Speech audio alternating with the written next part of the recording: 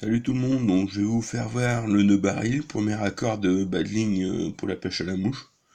Donc je vais vous en faire voir un avec du backing sans potence, et puis je vais vous faire voir aussi avec potence.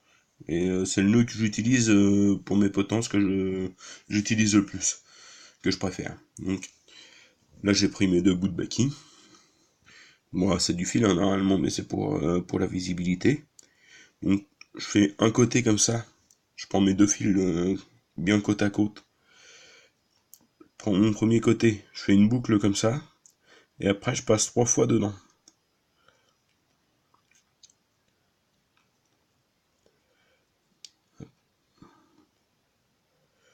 Voilà, je commence à approcher. Alors quand c'est du fil, pensez à bien saliver dessus. Hein. Et je fais la même chose de l'autre côté. C'est tout simple. Je passe 3 fois aussi dedans.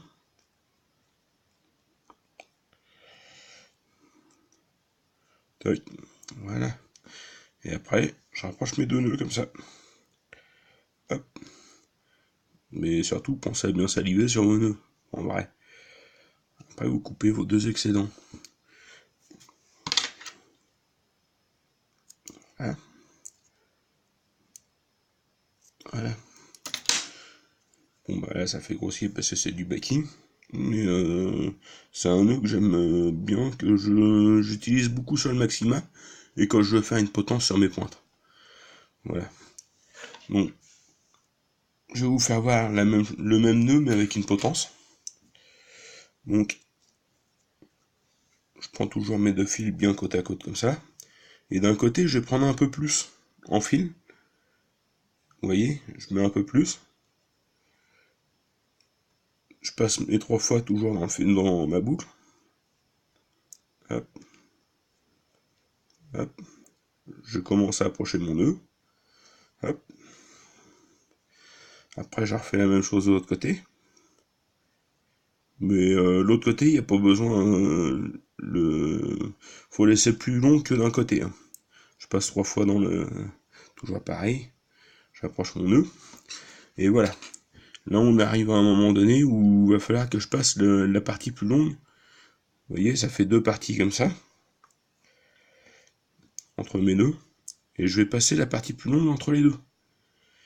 Et après, bon, bah, vous salivez sur le nœud avec du fil. Hein. Et après, vous approchez les deux nœuds comme ça.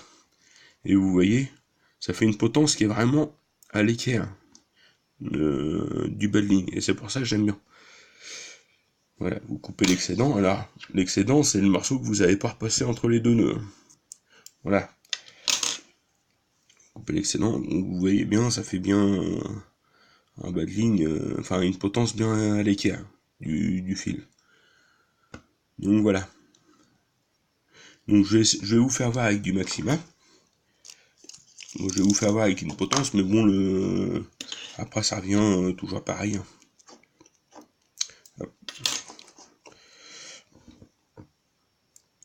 Alors d'un côté, on va prendre un peu plus long. Là.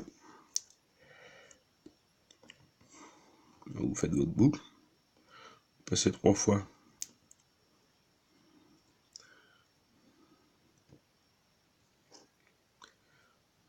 Dans la boucle. Vous approchez. Donc là, j'ai pris un côté assez long. Un bout assez long. Voilà. Après, je refais la même chose de ce côté-là.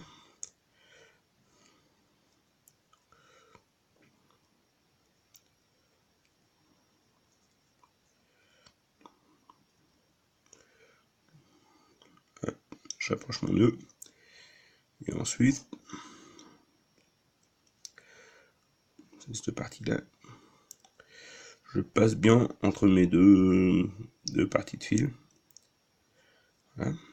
Entre mes deux nœuds. Ma boucle entre mes deux nœuds. Voilà. Et après, bon, bah, je salive sur mes nœuds. Là, je le fais pas parce que j'ai pas forcément besoin d'un nœud résistant.